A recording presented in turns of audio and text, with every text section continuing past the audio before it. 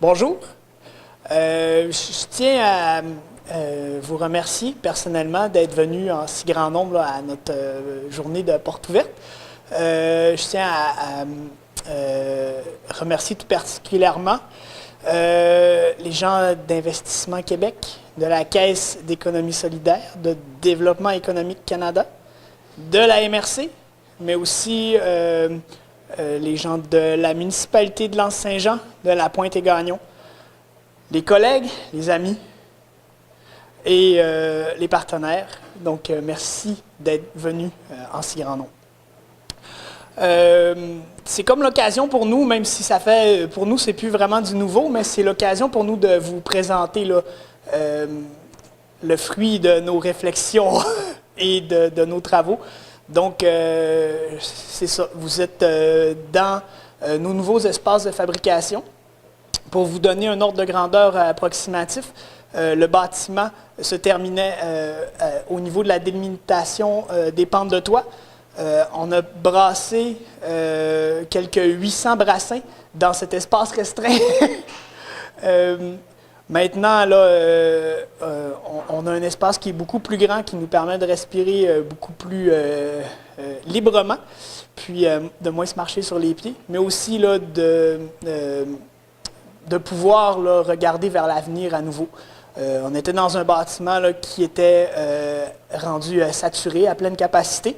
Maintenant, c'est ça, on repart là, sur des bases nouvelles qui nous permet éventuellement d'envisager une croissance future lorsque les besoins s'en feront sentir, si les besoins s'en font sentir.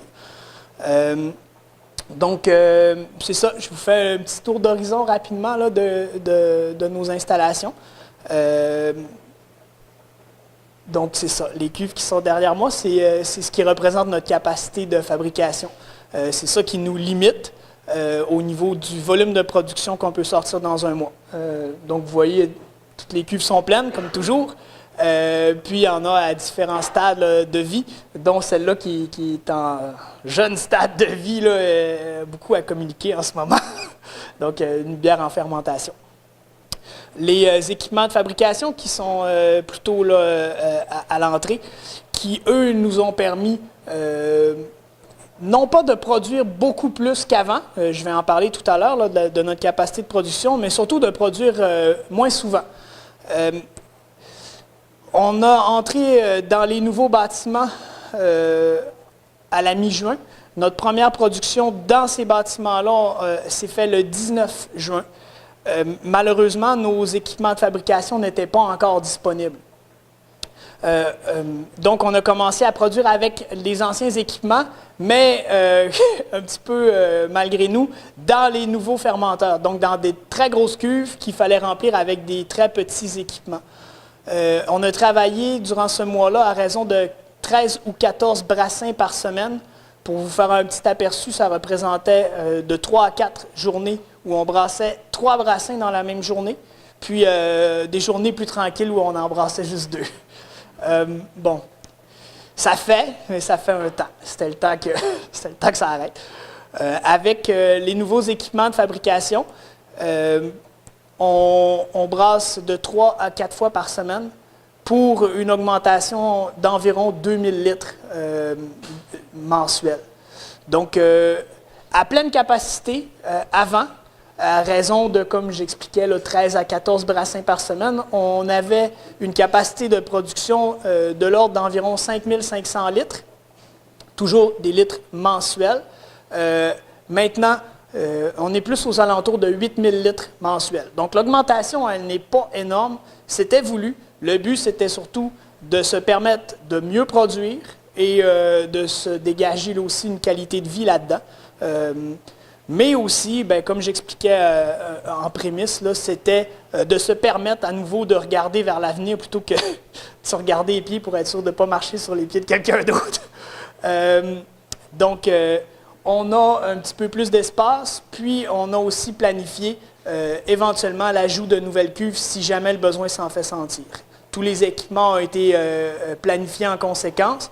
Donc, derrière moi, on ne voit pas vraiment, mais en tout cas, il il y a de l'espace vide, puis dans une brasserie, c'est rare que ça arrive, là, donc cet espace vide-là pourrait là, se combler rapidement de cuves de fermentation supplémentaires.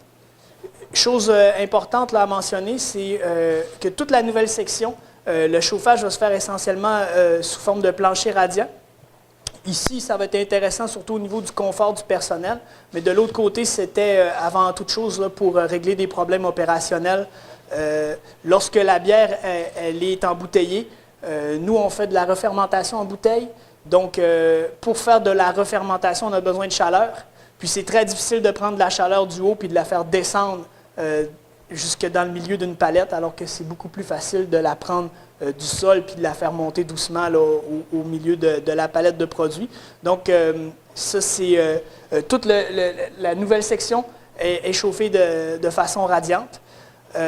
Toute la plomberie a été refaite, l'électricité a été refaite, les planchers ont été refaits, à l'exception de la chambre froide. Puis c'est pas parce qu'on voulait économiser quelques dollars, c'est juste parce qu'elle était vraiment pleine. Elle était pleine de fûts. Il fallait démarrer notre saison du bistrot, puis on n'avait pas le choix. Donc, ça, c'est pour ce qui a été refait. Effectivement, aussi, toute la peinture a été refaite, intérieure comme extérieure. On s'est aussi permis tout au long là, de notre opération, qui a duré tout près de 2 ans, un petit peu plus de 2 ans avant de faire les travaux, on s'est permis de prendre des notes de toutes sortes de choses qu'on aurait aimé corriger ou qu'on allait corriger. Donc, toutes les petites erreurs qu'on a vécues par le passé, on s'est arrangé pour leur apporter des correctifs. Puis, un des correctifs principaux, c'est l'ajout d'une cuve qui ne sert qu'à l'embouteillage. C'est la cuve à ma gauche. Cette cuve-là nous permet de prendre une bière qui est refroidie. On va les refroidir grâce à un système de refroidissement au glycol que je vais vous montrer tout à l'heure. Mais on prend la bière qui est refroidie, puis là, ça a l'air un petit peu de gaspiller d'énergie, mais il y a une raison derrière tout ça. On prend la bière froide, on l'envoie dans cette cuve-là et on la réchauffe.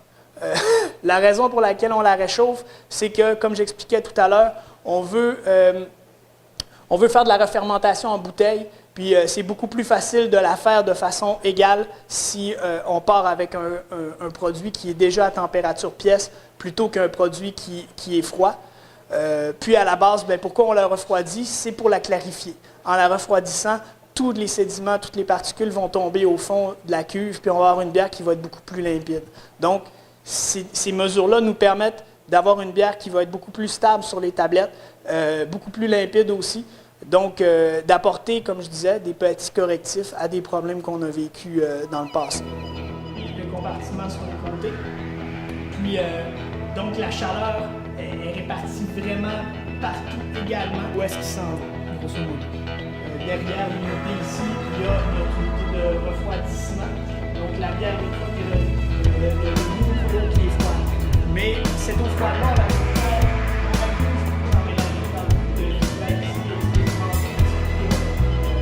l'utilisation de bouteilles recyclées, juste parce que c'est moins cher, parce que